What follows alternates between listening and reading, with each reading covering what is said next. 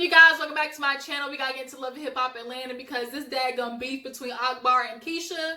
Y'all, I can't stand Akbar. I'm gonna bring this bitch a new one. So let's get into this review so I can go in here and get something to eat. So we open up with Mimi taking the girls to like a self-defense class because last year her car was almost broken into. A man had a gun and everything. And you know, she wants to be able to feel like she's protected. We get introduced to Kiyomi. I guess Kiyomi tried to make a transition from growing up hip hop to loving hip hop. And so apparently she knows Carly because they got the same hairdresser.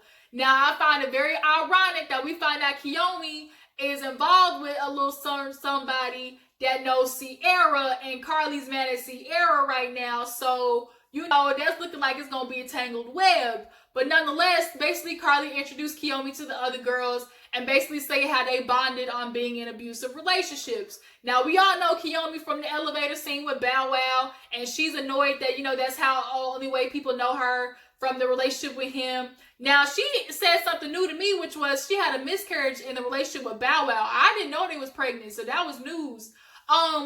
But she's like, yeah, I just want to change the stigma. I don't want to be the elevator girl. And Spice made me laugh because she's like, well, girl, you can't complain because bitch, that's how we know you from the elevator. I was like, true tea, unfortunately.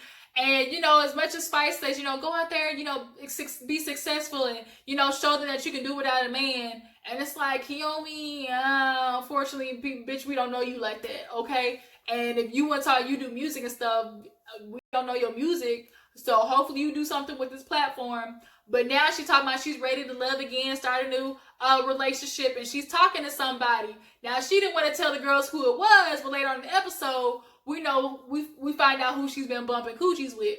So, moving on, we're going to talk about Mr. Scrap De Leon. Y'all, he is moving on up because he said, I'm tired of going to prison. I'm tired of going to jail. I want to get my life right. So, he opened up a restaurant. He opened up a barbershop. He's getting his money going.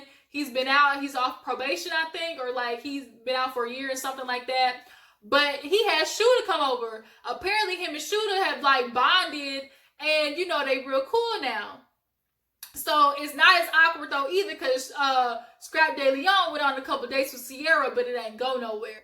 But it don't mean nothing no way because Shooter behind Scrap De Leon's back is messing with his sister, okay? Now, the sister comes over because she's a realtor. She is, I guess, trying to find him a place, I don't know, for an apartment or a building for his new business or something like that. But she goes outside and Shooter follows. And all of a sudden, they kissing in the parking lot, cuddling and stuff like that. Come to find out, them two been messing around for 2 whole years, okay? And, what's her name? Is it Sharice? Cheyenne, that's what it is. Cheyenne has been messing with Shooter, and I guess Shooter originally was messing with her before he knew Cheyenne was actually Scrap De Leon's sister. So it's a little awkward on that end, but what's even more awkward is, bitch, you talking about you want to be with this man, he cool and stuff like that, but for 2 years you've been messing with him and he's still trying to keep you in the closet. He's still trying to keep you behind closed doors. At this point, Cheyenne, basically, you are trapped in the closet because you ain't coming nowhere else. Girl, if this is not the biggest red flag you have ever seen, I don't understand how sometimes women, y'all are so intelligent in real life, but as soon as a nigga gets somewhere in the picture, y'all start acting like y'all got common sense. Girl, and here she is asking about him, oh, you know, I want to, you know, be out. When are we finally gonna take this stuff public? He talking about, I don't want to ruin nothing. Let's not do it like that. Let's not. He basically feeding her a bunch of bullshit to keep it under wraps. And she started asking about Sierra, like, are you sure you done with Sierra? You ain't trying to worry about your baby mom? Like, you're not trying to do the whole co-parenting thing? Now, it was some valid questions, but Sierra apparently ain't the one you need to be worried about, Cheyenne. He got somebody else in the picture. But as of right now, he has her convinced the reason he trying to keep it quiet is because of Scrap. No, bitch. So let's move on to Akbar because this bitch, we need to talk about her. Akbar is in there doing this whole little scene for I guess music video or whatever, and the girls come over and they start talking and LightSkinKeisha comes up. Now Akbar reveals that her and LightSkinKeisha actually were cool in the beginning. I guess she came out of the studio and was talking to Akbar like, oh, you know, I really appreciate you, like, you funny, I really like you. And Akbar was like, this bitch was my fan. Now all of a sudden she wanna come for the throne, talking about she the queen. Tokyo was like, here go Akbar with this queen shit again, and when they do the flashback of them fighting because Akbar and this dumb stuff, and she's like, girl, why don't you just talk to her? Like, what's the point? Now, Bambi's over there trying to basically be on Akbar's side with the whole Keisha thing because she don't like her about what happened with her friend. Now, Tokyo is an adult, like, okay, y'all grown women, like, we know we don't like each other, like, we can just talk the shit out and not like each other from a distance, like, that's how it gotta be. But I really think, Akbar, the reason you are mad is because you felt like, oh, Keisha was a fan at first, as you want to say, quote unquote, a fan, but she was showing you support, and then all of a sudden you see her off getting successful, and you mad, bitch, you a hater. Akbar is a born, bona fide hater. You out here in this world talking about you trying to be successful for your kids, get money so they can all be in the same household, but bitch, you ain't pushing that hard because you were on Love and Hip Hop last season. How have you not taken advantage of this opportunity enough to have your kids already? Akbar, you don't want your kids like that. Unfortunately, that's how I feel. You really do not want your kids like that. Either that or you are comfortable with the fact knowing that regardless, they have other people taking care of them. Like, you're not pushing yourself hard enough because you're too concerned, worried about the next bitch. And you want to be mad at women who are successful when really you should be rooting for them. Like, the negativity is not going to bring nothing back good in your life. And here you are with this queen shit again. And you are trying to be yourself the self-proclaimed queen. And you ain't got no hits on the radio. Where are the hits, Akbar? Where are the hits? There's a whole song on iTunes that ain't even got a lyric, ain't even got a lick of sound. It has made it on the charts of iTunes. Bitch, you ain't even nowhere on iTunes. And you want to call yourself the queen. Like Spice said, how you two bitches arguing over the queen? Ain't nobody got no songs. And I'm confused, Akbar, because Candy Burris is literally your cousin, and this bitch writing hits for a living. She has written for everybody, won Grammys. You ain't got one of her little vault songs that could get you on the radio. Candy Burst is your cousin. You still have no song in the radio. That should say a lot. Like, you have a lot of connections, Akbar, and the fact that you still are in the same funky ass place as you were last season is a problem. You obviously don't show no growth.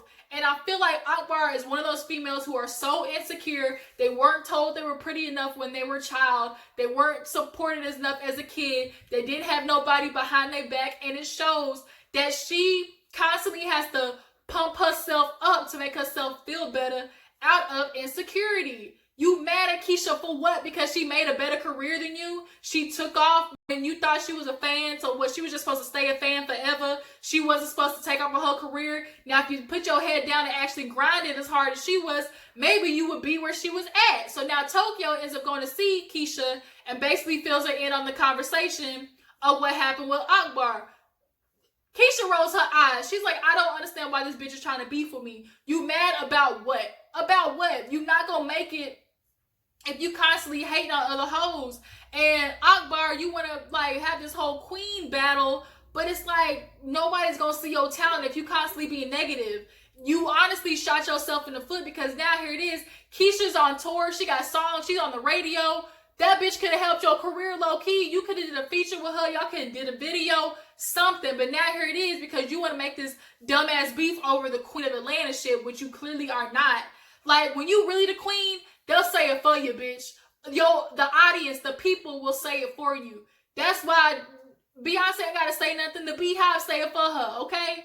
That's true tea, Akbar. Now, Keisha's over it. She's not going to give her the time of day. She's not going to entertain the shit. She's like, what am I doing? Arguing with a bitch that ain't got no time. You're not touring. You're not making no money. You want what I have, which is true. You said you literally, everything that Keisha has right now, you aspire to be. But you're so bitter and in your own way that you're not going to get there because you constantly hate on the next bitch. Like Keisha said, there's enough room for everybody. And the female, wow, Akbar, you really need to get to take your ass to therapy. That's what you need, some therapy, some therapizing to get all them demons out of you so you can stop being a negative ass, hating ass bitch.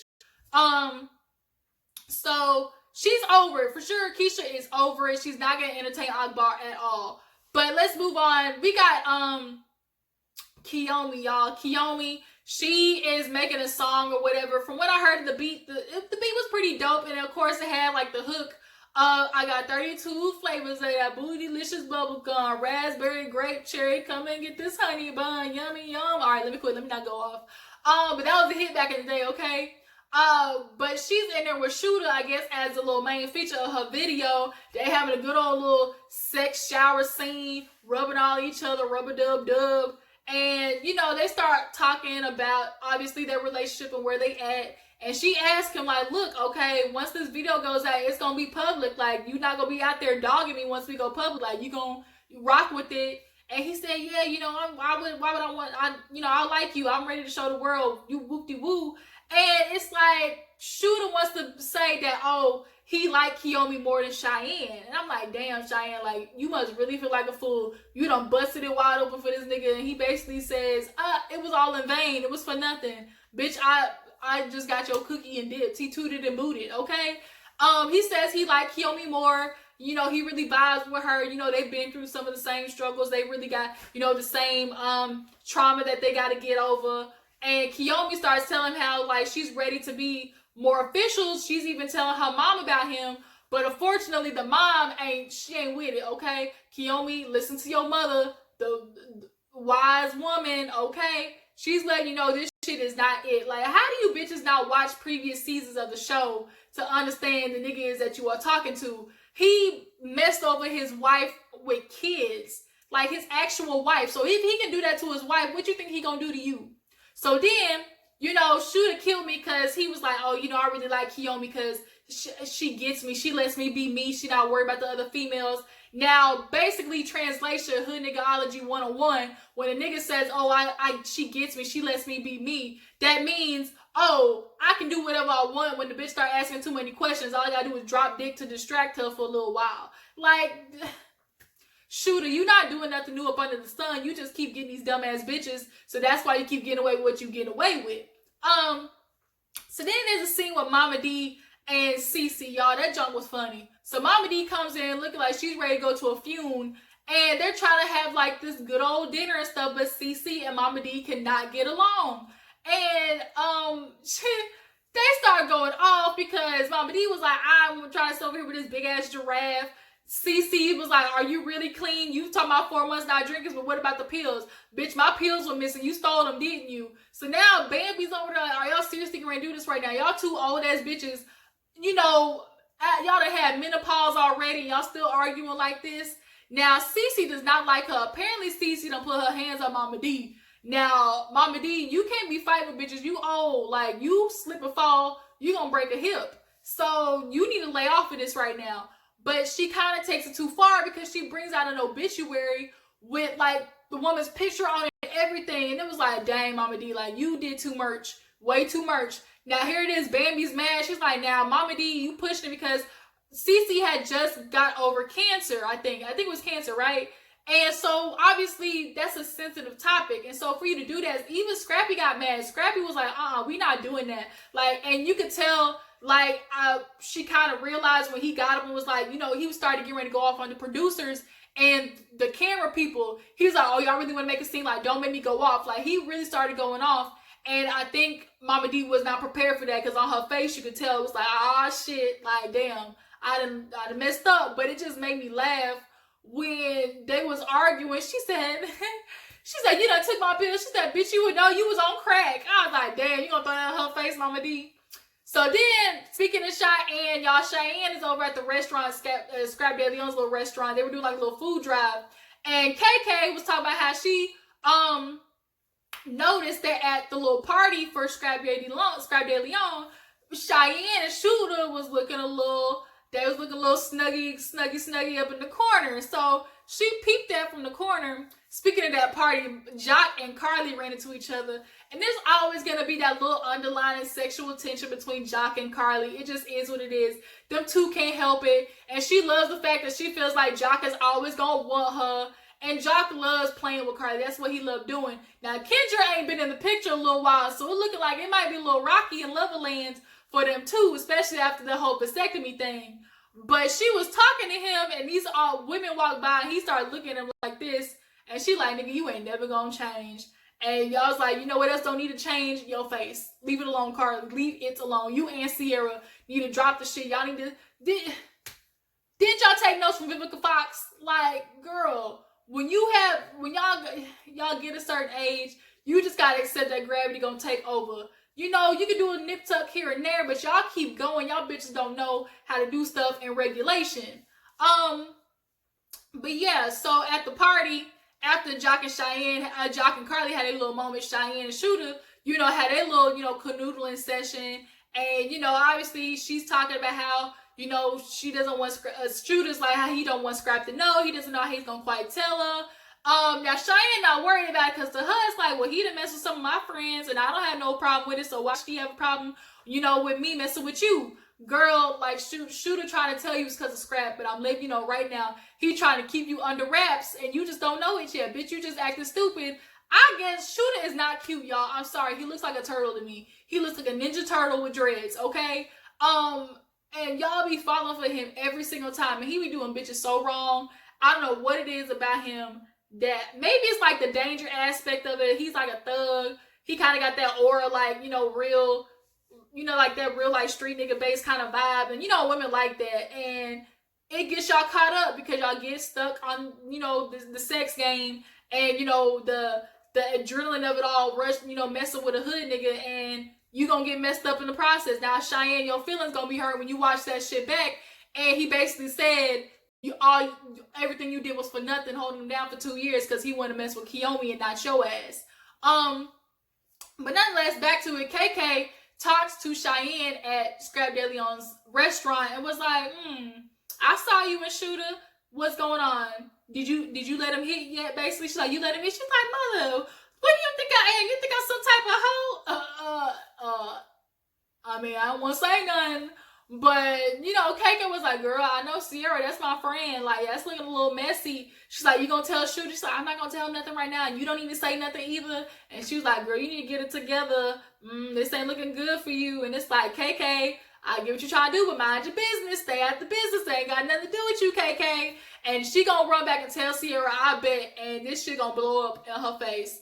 But after that, we get to the end where,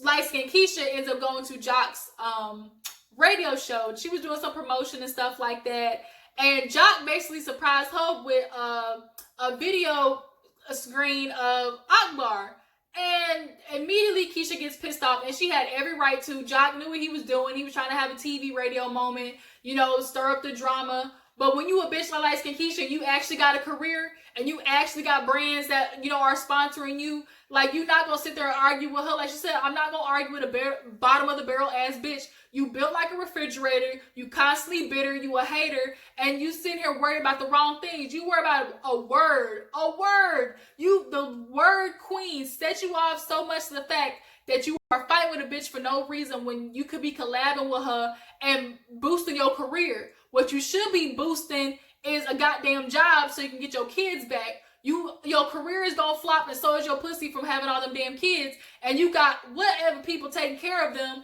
And as much as when you say you want your kids back, Akbar, your actions ain't showing that otherwise. I'm sorry, it just ain't. You need to have a plan B because this shit ain't working. You were here last season, you still got nowhere from last season. So what were you doing in the meantime? What were you doing in all that time, Akbar? So now Keisha is going off. She's like, I'm not doing it. I'm a real brand. I got real businesses. I'm not going to argue with that bitch. It does no good for Keisha to argue with her because at the end of the day, like, you're the one with the name. Akbar ain't got no name, okay? We did not know who Akbar was nowhere near before Love and Hip Hop. And you got Candy basically helping you, I'm sure supporting your ass because Candy got a big ass heart, but the fact that she hasn't even given you a song yet, Akbar, should say something. Okay? The fact that Candy has not even written you a hit and you her own cousin, like, bitch, that should say something. So now Keisha's going off on Jock like, you gonna set me up like that? You basically gonna ambush me with that bitch on screen? Akbar yelling, girl, that's what I thought. You really ain't bad about it. You know, you got a ghostwriter start pushing pins.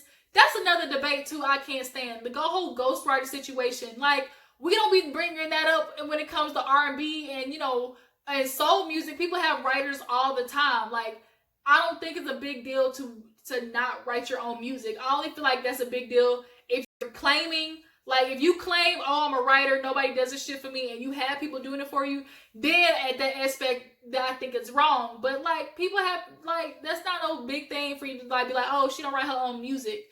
Like, that's when you know you make it big, when you inspire somebody to write a song for you. But Keisha's like, I'm not gonna do this, bitch. I wear rollies just because. Like, girl, Akbar, you a hating ass bitch. You mad? Why you mad? As long as you stay hating on everybody else, your career's not gonna go nowhere, Akbar. Like, you can't be the queen of nothing. Like, you be the queen and sit your ass at home and take care of your kids. Okay? Keisha's like, let me validate my damn ticket and let's go. That's what you want, Love and Hip Hop? Fuck you. That's what you want? Get that on camera. Forget you. I ain't doing this no more. And she said, I guess she was like, that's it for me and Love and Hip Hop. But girl, you better bring your ass back. Show them what is up. Make sure you get this opportunity. Use this your full advantage.